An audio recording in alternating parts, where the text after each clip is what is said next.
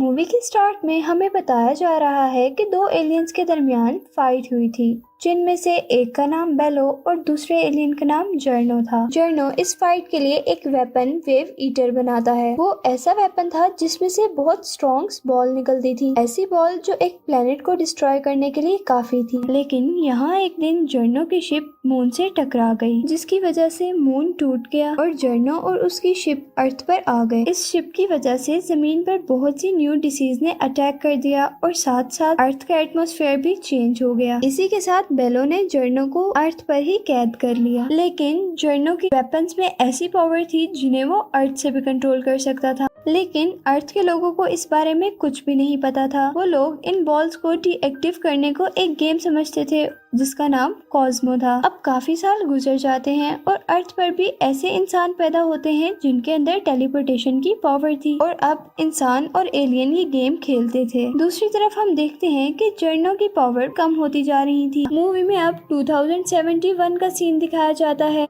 जहां मूवी के हीरो एंटन पर एक लैंप गिरता है, पर वो उससे बच जाता है और हमें पता चलता है कि वो जर्नो की बेटी आनिया ने उस पर गिराया था। इधर आनिया टेलीपोर्ट होकर अंडरग्राउंड जर्नो की शिप में आ जाती है, जहां जर्नो उसे बताता है कि एंटोन की बॉडी में ऐसी पावर्स हैं जो किसी शौक या एक्साइटमेंट में शो होंगी और जर्नो को अपनी न्यू इन्वेंशन के लिए उन पावर्स की जरूरत थी, जिसके लिए वो कहता है कि तुम एंटोन को मार दो। इन्हीं सब में हमें पता चलता है कि जर्नो अभी भी एनर्जी बॉल रिलीज कर रहा है, जिससे इंसान और एलियंस दोनों ही लड़ रहे थे। सभी लोग इसे गेम समझकर बहुत पसंद करते थे। यहाँ हम एंटोन को देखते हैं जो जॉब के लिए किसी लेडी से मिलने जाता है, लेकिन वो लेडी उस गेम को देखने में बहुत बिजी थी और वो एंटोन को रिफ्यूज कर देती है। यहाँ बेलो को पता चलता है कि जर्नो किसी और इन्वेंशन की तैयारी में है, जिसे वो लोग डिस्ट्रॉय करने के लिए उसकी शिप में जाते हैं, पर जर्नो उस इन्वेंशन को बचा लेता है। सीन सब गेम की तरफ शिफ्ट होते हैं, जहाँ टीम अर्थ के लोग अब फाइनल में थे। इधर एंटोन जॉब ना मिलने पर बहुत ज्यादा परेशान था,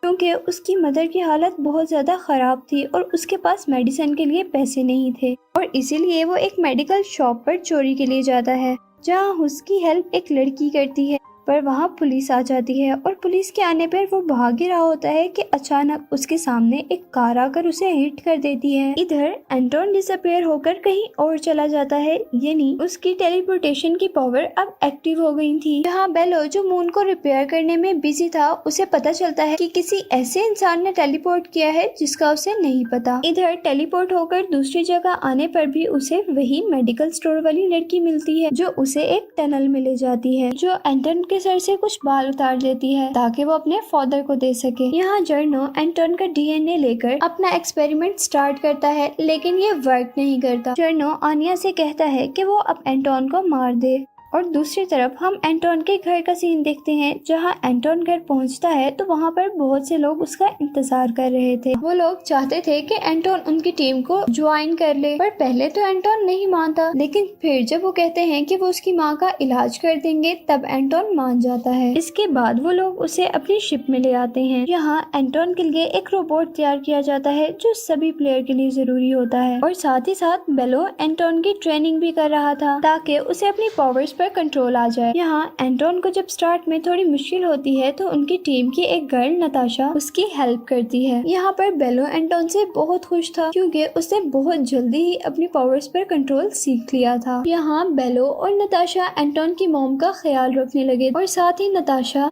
एंटोन को भी पसंद करने लगी थी और इसीलिए वो उसकी मॉम के साथ भी ज्यादा से ज्यादा टाइम स्पेंड करती थी। नताशा और एंटोन की मदर बातें कर रहे होते हैं तो वो बताती हैं कि जब एंटोन पैदा हुआ था तो मून टूटा था और कोई बहुत शार्प चीज उनकी बॉडी से आकर टच हुई थी और शायद यही उसकी टेलीपोर्टेशन की वजह थी। इधर नेक्स्ट सीन में हम देखते हैं कि आनिया एंटोन को अपनी मीटिंग प्लेस पर बुलाती है। यहाँ आनिया उसे अपनी बातों में गाकर एक पॉइजनस फ्लोर देती है और कहती है कि जब तुम इस शिप में जाकर इसे स्क्वीज करोगे तो वो शिप पॉइजनस हो जाएगी। पहले तो एंटोन उसकी बात नहीं मानता, लेकिन फिर आनिया की नाराजगी को देखकर वो ये बात मान लेता है क्योंकि एंटोन आनिया को पसंद करता था और साथ ही उसे कॉस्मो बॉल में कोई इंटरेस्ट नहीं था।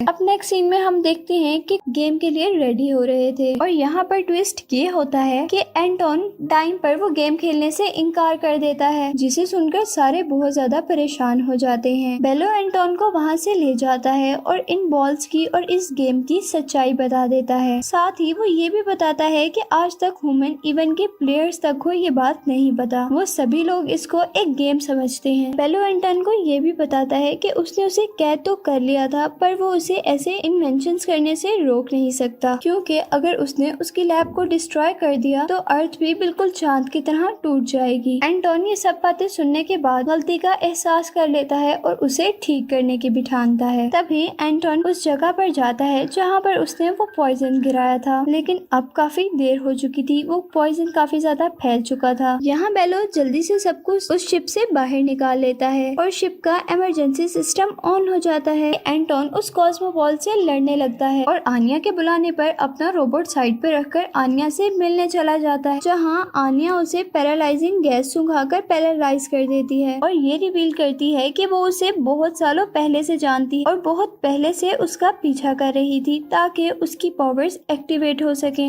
यहाँ आनिया उसे ये भी कहती है कि मैं तुम्हें पसंद करती हूँ और इसके बाद आनिया एंटोन को निडल्स छुपाकर उसकी स्किन से उसका डीएनए ले जाती है, जिसकी जरूरत उसके फादर को थी। इधर जर्नो एंटोन के डीएनए को अपने एक्सपेरिमेंट में एंटर करता है, जिससे एक क्रिएचर प्रोड्यूस होती है। जर्नो उस क्रिएचर को अपने माइंड से कनेक्ट कर लेता है। यहाँ पर सीन्स दोबारा एंटोन की तरफ शिफ्ट होते हैं, जहाँ वो अभी तक उसी जगह पर पैरालाइज था, जहाँ उसका रोबोट बेलो के साथ आता है।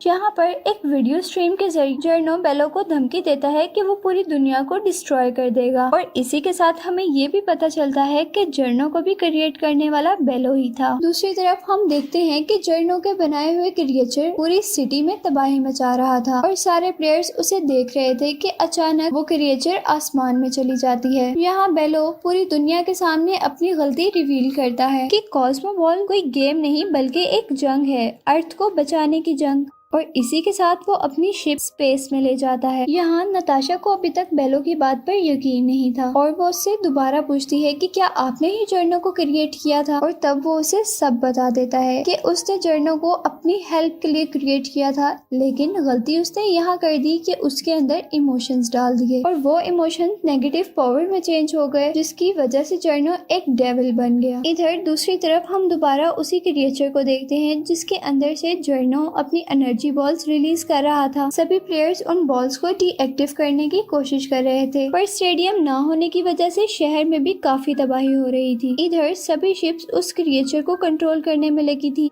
जिसे वो क्रिएचर डिसेबल कर देता है। यहाँ पर एंटोन अपने रोबोट से माफी मांग लेता है और प्रोटेक्शन सूट के बगैर ही वो लोगों को बचाने लगता है। इधर एनर्जी बॉल को डीएक्टिव करते हुए एंटोन को एक एनर्जी बॉल हिट कर देती है, लेकिन इससे पहले कुछ हो वहाँ पर उसका रोबोट आ जाता है और उसे उसका सूट दे देता है। एंटोन उस सूट और अपनी पावर और हिम्मत से बहुत ज्यादा पावरफुल हो गया था और उन एनर्जी बॉल्स को डीएक्टिव कर रहा था। यही सीन शिफ्ट होता है और दोबारा बेलो की तरफ जाता है, जिसे हम अब एलियन के रूप में देखते हैं और वो नताशा के साथ टेलीपोर्ट होकर जर्नो की शिप पर आता है। यहाँ उन लोगों के दरमियान फाइट स्टार्ट हो जाती है। बेलो जर्नो को मारने लगता है और नताशा आनिया को हैंडल करती है। यहाँ बेलो अपनी फ्रीजिंग पावर्स का यूज करते हुए मशीन को फ्रीज कर रहा था, जिसके लिए जर्नो उसे रोक भी रहा था, पर वो जर्नो को भी अपनी फ्रीजिंग बॉल से फ्रीज कर देता है। दूसरी तरफ हम आनिया को देखते हैं, पावर से नताशा का रूप ले लेती है और बेलो को डिस्ट्रैक्ट करके उसे फ्रीजिंग गैस सुंघाकर पैरालाइज कर देती है। ऐसे आनिया अपने फादर को बचा लेती है, पर इससे पहले कि जर्नो बेलो को मारता वहाँ पर एंटोन आ जाता है। इधर एंटोन आते साथ ही आनिया को पकड़ लेता है, लेकिन जर्नो एंटोन को पकड़ने के लिए अपनी बेटी को मार देता है और एंटोन को दीवार के साथ लटका देता है, जिसकी वजह से वो टेलीपोर्ट भी नहीं हो पाता। इधर बेलो जो एंटोन की मदद करने वाला था उसे भी जर्नो मार देता है और तभी मरते हुए आनिया उसे बताती है कि ये जो क्रिएचर है वो तुम्हारे डीएनए से ही बनी है जिसे तुम इजीली कंट्रोल कर सकते हो। और ये कहकर वो मर जाती है। यहाँ एंटोन जल्दी से यही करता है और अपनी सारी पावर्स को इकट्ठा कर उस क्रिएचर से कनेक्ट करता है और उस क्रिएचर को भी पता चल जाता है कि उसका रियल मास्टर एंटोन है। और एंटोन के मना करने पर वो कोई भी डिस्ट्रैक्शन नहीं करता, बल्कि वो नताशा को बचाता है और जर्नो और उसकी वेबिटर मशीन को सूरज की तरफ फेंक देता है, जिससे वो दोनों डिस्ट्रॉय हो जाती हैं। इसके बाद हम देखते हैं कि इधर अर्थ में भी जर्नो की रिलीज की हुई सारी एनर्जी बॉल्स रुक जाती हैं। और अब बेलो शिप की न्यू कैप्टन नताशा सबको बताती है कि वो उन बॉल्स की पावर से इस दुनिया पर दोबारा सही लाइफ ला सकते हैं। और साथ ही हम एंटोन को देखते हैं जो कुछ पावर्स और उस क्रिएचर की हेल्प से मून को जोड़ देता है। और मूवी के एंड में हम देखते हैं कि वो और नताशा एक हैप्पी लाइफ गुजार रहे होते हैं और ये मूवी की हैप्पी एंडिंग होती है।